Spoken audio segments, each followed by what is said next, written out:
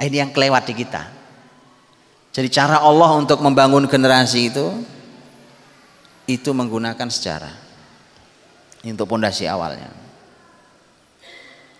Dan mari kita lihat beberapa hal yang ada dalam Quran dan bagaimana Nabi Muhammad SAW ketika menerima wahyu itu kemudian belajar dari sejarah. Saya kasih contoh. Kisah yang utuh, satu kisah dari awal sampai akhir lengkap satu surat adalah diantaranya surat Yusuf. Bukankah surat Yusuf dari awal mulai Alif Lam Ra tilka ayatul kitabil mubin inna anzalnahu qur'anan arabiyyan dan seterusnya, bukankah berbicara tentang masalah Nabiullah Yusuf alaihissalam sampai nanti ditutup di akhir suratnya, laqad kana fi qasasihim ibrah li ulil albab ma kana haditsa yuftara walakin tasdiqal ladzi baina yadayhi wa tafsila kulli syai' wa huda wa rahmah liqaumin yu'minun. Ini satu surat bicara tentang satu sosok yaitu Nabiullah Yusuf alaihissalam. Nabiullah Yusuf alaihissalam dikisahkan oleh Allah Subhanahu wa taala untuk Nabi Muhammad dan turun di Mekah. Tadi saya katakan turun di Mekah agar Nabi Muhammad belajar dari Nabi Yusuf. Begini loh ya, ini loh orang hebat sebelum kamu, namanya Yusuf alaihissalam. Makanya bahkan nanti Nabi sudah pindah ke Madinah, kisah Yusuf tetap ada dalam diri Nabi dan itu dijadikan sebagai banyak sekali pelajaran. Di antaranya adalah pertimbangan untuk memutuskan sebuah keputusan besar dalam perjuangan hidup, perjuangan Nabi SAW. Apa itu? Di antaranya begini.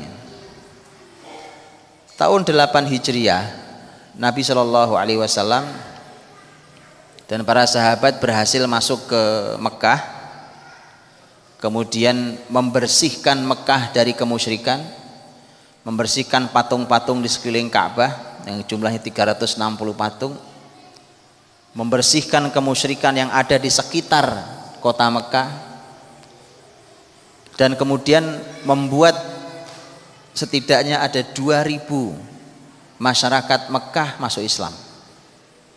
Di tahun 8 Hijriah, Pak. Yang peristiwanya dikenal dengan peristiwa Fathu Makkah. Di saat Nabi masuk Fathu Makkah itu dengan membawa sekitar 10.000 pasukan dan tidak ada perlawanan, tidak ada perlawanan berarti, tidak ada perang kecuali perang kecil. Maka Nabi begitu masuk, Nabi bersihkan semua kemusyrikan. Salah satu yang dilakukan Nabi adalah Nabi mengumumkan nama-nama yang halal darahnya. Imam Ibnu Hajar al-Asqalani dalam Fathul Bari beliau mengumpulkan nama-nama itu jumlahnya belasan. Belasan nama yang halal darahnya, boleh dibunuh, kata Nabi, boleh dibunuh bahkan dia bersembunyi di balik kiswah Ka'bah sekalipun. Kenapa? Karena dulu mereka penjahat luar biasa. Dulu waktu Nabi masih di Mekah, mereka penjahat perang, mereka penjahatnya luar biasa. Ada sekian belas orang, diantaranya ada 2 perempuan. Kebayang dulu para pembesar Quraisy yang pernah menyakiti Nabi, mereka kan sudah gemeteran, Pak. Ini jangan-jangan bisa disebut lagi nama yang lain ya. Karena nama-nama mereka sebagian tidak disebut oleh Nabi SAW. Maka Nabi mengumpulkan para tokoh-tokoh Quraisy, dikumpulkan di pelataran Ka'bah itu. Kemudian Nabi naik di pintu Ka'bah. Naik di pintu Ka'bah. Ini para pembesar Nabi ini sudah masyarakat kalah. Mereka sudah kebayang bahwa kayaknya kita dihukum mati nih kayaknya. Mungkin karena mereka dulu jahatnya luar biasa, Pak. Dan mereka dulu pernah berencana membunuh Nabi Muhammad SAW. Nabi naik ke pintu Ka'bah, kemudian Nabi berkata kepada para pembesar. Kata Nabi, "Mata dhunnuna anni fa'ilun bikum?" Menurut kalian mau saya apakan kalian ini? Bayangkan Pak, orang sudah gemeteran ya kan, masih ditanya begitu, kira-kira mau saya apakan kalian ini? Oh dulu mereka pembesar sombong-sombong Pak, tapi jahat luar biasa. Kata Nabi, kira-kira mau saya apakan kalian?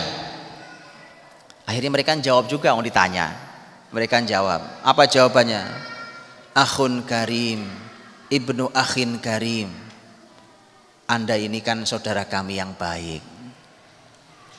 Nah, itu orang kalah tuh begitu bahasanya Pak. Anda juga anaknya saudara kami yang baik. Artinya kamu kan anaknya bapakmu Abdullah itu saudara kami yang baik. Ini orang mengemis belas kasihan. Lihat jawaban Nabi Muhammad SAW. Lihat Pak. Ini luar biasa. Nabi Muhammad kan harus memutuskan. Keputusannya apa nih kepada para penjahat ini? Tuh orang jahat-jahat semua nih Pak. Sekarang mau diapapun mereka nggak ada perlawanan. Nggak akan kuat lawan muslimin Pak. Nabi harus memutuskan sesuatu yang besar. Bagaimana cara Nabi memutuskan? Nah ini Pak. Nabi Muhammad cara memutuskannya, Nabi ingat kisah Nabi Yusuf. Tuh, Pak. Jadi kisah itu bayangkan, kisah itu bisa sampai menjadi landasan keputusan. Ayo sekarang apa ada? Anda baca surat keputusan kan? Suka ada ya? Entah surat keputusan apa saja, menimbang, betul kan? Apalagi bunyinya? Apa lagi? Mengingat, sampai ujungnya memutuskan, begitu? Ayo, apa pernah ada menimbang terus isinya kisah Pak? Hebat Islam itu Pak. Bahwa Nabi Muhammad SAW mengajari sejarah itu salah satu fungsinya adalah untuk menimbang keputusan. Oh iya, karena sejarah berulang. Dan kisah Nabi Muhammad sekarang ada di hadapan orang-orang yang jahat dulu yang di masa lalunya. Kemudian sekarang apa yang harus dilakukan Nabi Muhammad? Kisah itu kan juga pernah dialami oleh Nabi Yusuf. Maka Nabi Muhammad berkata, "Aqulu kama qala akhi Yusuf." Saya hari ini mau berkata seperti saudara saya Yusuf pernah berkata. Lihat Pak. Jadi keputusan diambil dari sejarah dalam Quran. Nanti Anda bisa buka surat Yusuf dan Nabi Yusuf berkata, ini waktu saudara-saudaranya Nabi Yusuf minta maaf ke Yusuf. Kan dulu saudara-saudaranya ini digoda setan Pak, digoda setan sampai mereka membuang Yusuf saudaranya sendiri. Ya kan, gara-gara mereka iri dengan perlakuan ayah mereka terhadap Yusuf yang mereka pikir kok ayah tidak adil, perlakuannya lebih perhatian ke Yusuf daripada kami. Dibuang tuh Yusuf. Dibuang Yusuf oleh 10 saudaranya. Begitu dibuang ke sumur segala macam, ternyata Yusuf jadi pembesar Mesir. Bukannya mati, tak jadi pembesar Mesir. Begitu seterusnya sampai saudaranya Yusuf datang ke Mesir. Karena paceklik panjang yang terjadi, maka kemudian minta bantuan pangan di Mesir. Mereka tidak tahu kalau menteri ekonominya itu Yusuf yang dulu saudaranya dia buang. Begitu mereka tahu itu Yusuf, kemudian Yusuf bilang, semua ayah ibu tolong diboyong ke Mesir. Akhirnya mereka datang semua ke Mesir, kumpul satu keluarga besar Yusuf, berikut semua saudara-saudaranya yang dulu pernah berbuat jahat pada Yusuf. Saudara-saudaranya minta maaf kepada orang tuanya, minta maaf ke Yusuf. Apa kata Yusuf? Nah ini yang ditiru oleh Nabi Muhammad. Sama bukan? Ini saudara Yusuf dulu pernah jahat pada Yusuf. Orang Quraisy itu saudaranya Nabi Muhammad semua. Oh ini ada pamannya, ada saudaranya, suku Quraisy. Sama-sama suku Quraisy, saudara Nabi Muhammad. Dulu mereka pernah jahat, sama persis sama. Lihat Maka Nabi Muhammad mengatakan, saya hari ini ingin berkata seperti Yusuf berkata pada saudara-saudaranya. Allah mengabadikan kalimat Nabi Yusuf, la tathriba alaikumul yaum yaghfirullahu lakum wa huwa arhamur rahimin. Sudah tidak ada salahnya kalian. Sudah nggak ada masalah. Lihat, saya sudah maafkan. Semoga Allah ampuni kalian. Dialah Allah yang paling kasih dari semua yang punya kasih. Kalimatnya Nabi Yusuf. Karenanya Nabi Muhammad mengatakan itu di hadapan orang-orang pembesar Quraisy yang sudah gemeteran itu, Bang. Sudah saya maafkan kalian. Semoga Allah ampuni kalian. Dia Allah yang maha kasih. Jadi hadirin dalam hati Allah, Nabi Muhammad SAW ternyata belajar sejarah. Bahkan sejarah bukan cuma dipelajari, sejarah dipelajari, diujikan, dapat nilai 100, selesai. Enggak.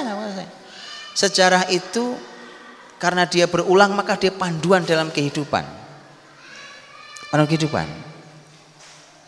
Makanya ketika bahkan Nabi harus membuat keputusan, Nabi Shallallahu Alaihi Wasallam bercermin juga pada sejarah masa lalu. هبت كالريح قوية جبت كالنار